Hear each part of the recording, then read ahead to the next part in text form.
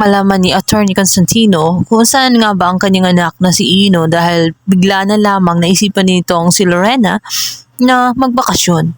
Kaya nakakapagtaka umano na biglaan. Siguro nga ay may tinatago na naman itong si Lorena. Dito nga ay sinabi ni Lorena na pinagbakasyon na muna niya dahil gusto niya na makarelax ang kanyang anak at ayaw din niya na madamay ang kanyang anak na si Ino.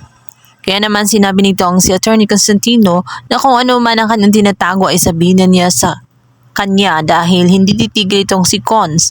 Hindi maaari ang kanyang ginagawa na lagi na lamang niya itong pinagtatakpan. Subalit sinabi nitong si Lorena na at this moment, at this time ay walang ginawang kasalanan itong si Ino. Pinabakasyon niya ito dahil ayaw niya na madamay sa kaguluhan o sa krimen tungkol kay Meredith. Naroon nga siya sa mismong pangyayari, subalit hindi siya ang gumawa ng pagpatay kay Meredith Simmons. Kabilang banda, dismayado naman itong si Era at itong si Attorney Alon dahil kay Evelyn. Hindi kasi ito halos makapagsalita nung nagkaroon ng interrogation sa kanilang dalawa nitong si Lilette. Sinabi ni Alon na binriefing na niya itong si Evelyn. Binigyan na niya ng mga possible na isasagot dahil alam na niya ang mga posibleng itatanong din itong si Lilette. Ngunit bakit hindi man lang siya nakapagsalita? Kaya naman itong si Era sa galit niya ay nasampal niya ito. Sinabi niya kung nagsasabi ba talaga siya ng katotohanan dahil ang kanyang mga dila ay tela umuurong. Nagsisinungaling ba siya? Ganon din itong si Attorney Alon ang sinabi niya na may nagmamanipula ba sa kanyang mga testimony kung kaya't ganun siya. At dahil nga sa komosyon ng nilang tatlo ay biglangan darating itong kanilang manager sa firm. Ito nga ay magsasalita na hindi nakakatulong ang kanilang ginalawa. Kahit anong gawin nila na sampal dito kay Evelyn ay wala na itong magagawa dahil nakita na ng lahat kung paano mag-response itong si Evelyn at hindi malayo na mag-judge na rin sila at sasabihin na itong si Evelyn ay hindi nagsasabi ng katotohanan at maaaring masabi nilang dalawa dahil sila din naman ay abogado na mali ang kanilang taong pinaparatangan dahil na rin sa kasinungalingan lamang ang pinagsasabi nitong si Evelyn. Malinaw na malinaw. Sa kabilang banda, dahil nga itong si Martins ay hindi na nga mapakali.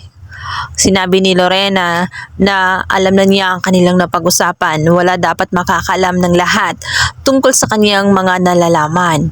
Binayaran ito ni Lorena. Subalit hindi na kaya ng kanyang konsyensya kung kaya't magugulat na lang ang mag-asawang si Lorena at Cons dahil sasabihin nga ng kanilang driver na nawawala ang kanilang katulong na si Tess. Tumakas umano ito. Mga ilang saglit pa nga ay magugulat na lamang itong si Kurt maging itong si Romeo dahil biglang darating itong katulong ni Lorena at magsasalita. Sasabihin nito na may nalalaman siya tungkol sa kaso nitong si Meredith at sa tingin niya ay makakatulong yun sa pag-usad ng naturang kaso ng kaawa-awang si Meredith. Agad itong nagsalaysay ng kanyang testimonya kung saan nakita niya umano itong si Ino ang kanyang mga jacket ay may dugo kaya sa hinala niya na si Ino ang may kasalanan.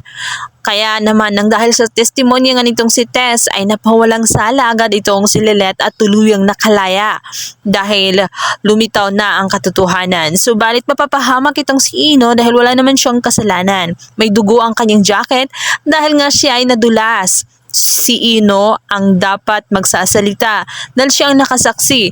Ngunit ang problema ay hindi rin niya nakita kung sino nga ba ang pumukpok dito kay Meredith. Nakita na lamang niya ito na nakahandusay na nga ito sa sahig at walang malay. Malaking palaisipan, sino nga ba talaga ang pumukpok at pumatay sa kaawa-awang si Meredith?